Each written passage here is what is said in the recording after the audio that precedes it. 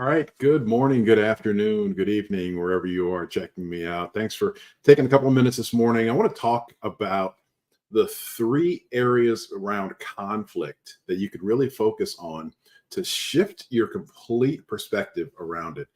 I'll share for myself for a long time. Conflict was something that I just really didn't like. I would avoid conflict whenever possible. I would even say, I don't like conflict. I don't like to deal with it.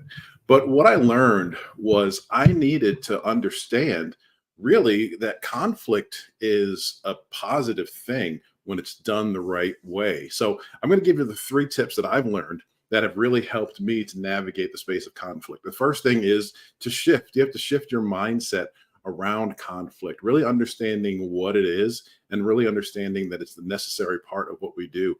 Conflict is really just a difference of perspectives, opinions, ideas, experiences that end up in the same place at the same time.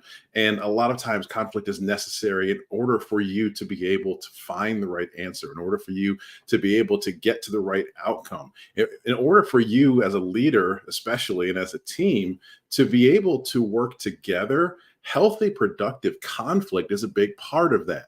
Right. So when I always thought about conflict always had a negative connotation to me. I always thought that it meant that it was like a bad thing and that people were going to be angry and feelings were going to be hurt.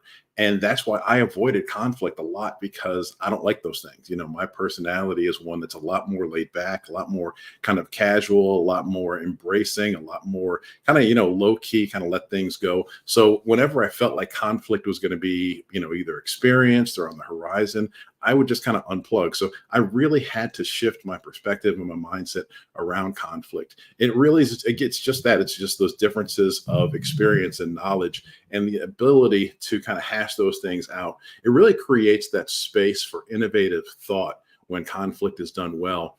Because it allows us to challenge our perspective. So the first thing that we need to do is we have to change our mindset around conflict. And that was the first thing that I had to do. The second thing that we have to do is we have to engage with curiosity. So what does that mean when I say engage with curiosity? It means, how are you showing up to this situation? How are you showing up to this setting? How are you showing up to the quote unquote conflict that you're going to have?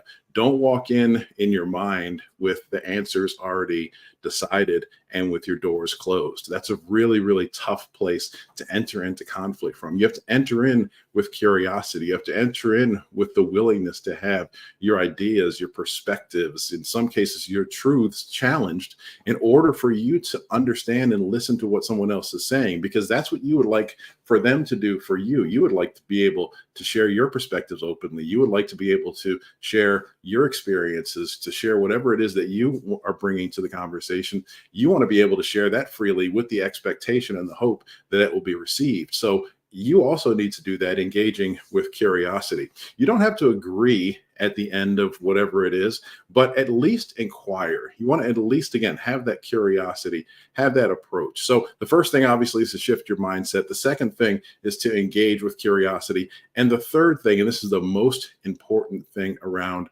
conflict, is that you have a choice. You have a choice of how the conflict is going to go, because you are going to choose how you are approaching this conflict. Conflict is resolved in only two ways. There's two ways that conflict is always resolved, either through conversation or confrontation. And that's the choice that you make. You choose, you decide, do you want to have a conversation or do you want to have a confrontation? Because that choice is going to completely change the entire dynamic of that conflict. Because if you choose to have a conversation, that means that you're willing to listen. That means you're willing to ask questions. That means that you're willing to, again, have your truths challenged a little bit, as well as to respectfully challenge the truths of others and their perspectives and their experiences. When I say truths, that's a pretty broad umbrella. But really, when you come in with that mindset, with that approach of curiosity, and you are approaching it from the lens of, I want to have a conversation, that's a completely different experience for everybody that's involved. Because a conversation is just a dialogue of ideas that's geared towards an outcome. Now, what's the flip side of that? The flip side of that is a confrontation.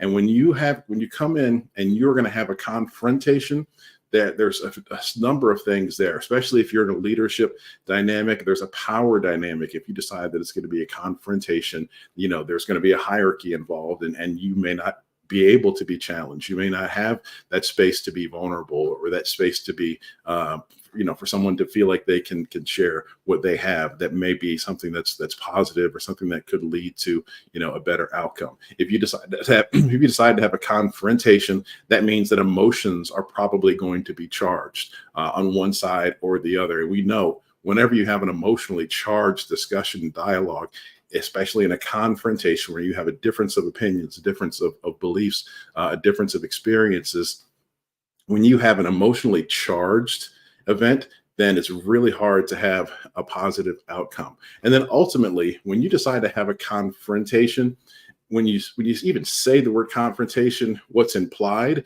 is that there has to be a winner and there has to be a loser. But here's the spoiler: when you choose to have a confrontation, everybody loses. So I want to leave you with that. 3 things that I want you to start to implement today when you're thinking about conflict. I avoided conflict for a really long time until I understood these 3 key parts of how to navigate conflict effectively, and how to actually look at conflict as a good thing, as a valuable tool for teams and for leaders to be able to get innovation, get better results, be more creative, work collaboratively as a team, build that stronger culture with one another. Those things come through conflict, ironically. So again, the first thing that you're going to do is you're going to shift your mindset. The second thing you're going to do is you're going to engage with curiosity. And the third most important thing you're going to do is you are going to decide, do I want to have a conversation, or do I want to have a confrontation? And I'm going to encourage you to always choose that conversation. Thanks for the time. We'll connect with you next time. Appreciate it. Have a great rest of your day, great rest of your week. Bye-bye.